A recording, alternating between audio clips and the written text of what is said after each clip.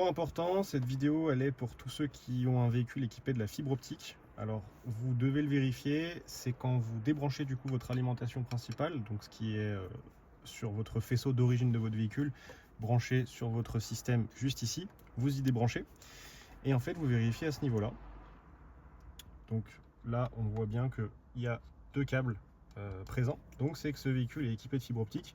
En règle générale, alors c'est pas toujours le cas, mais un câble vert et un câble comme celui-ci. Donc il faut y déporter sur la nouvelle alimentation. Donc ce que vous allez faire, c'est que juste ici en fait vous avez un clips. Donc vous prenez un petit tournevis plat, vous le mettez derrière et en fait vous allez lever en même temps que de la tirer. Il faut faire très attention parce que en fait la fibre optique c'est un câble en verre. On voit juste ici, j'y soulève, je tire en même temps.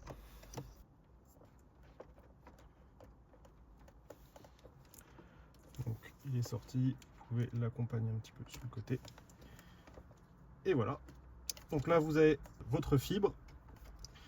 Vous prenez en fait votre nouvelle alimentation, donc celle qui va remplacer la bypass, et vous y remettez tout simplement en lieu et place, bien dans le bon sens. Faites attention quand vous démontez, bien vérifier le sens. Hop, vous y verrouillez.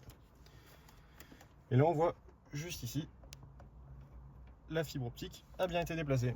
Là le bypass il est prêt à être branché, donc vous voyez, vous prenez votre nouvelle fiche et vous branchez l'ancien sur celui-ci, et celui-ci il vient directement sur le poste en remplacement. Petit point pour la fibre optique, en fait ça va vous, c'est ce qui va vous permettre d'avoir sur certains véhicules le son. Donc si vous avez des problèmes de son, ça peut être lié à la fibre optique.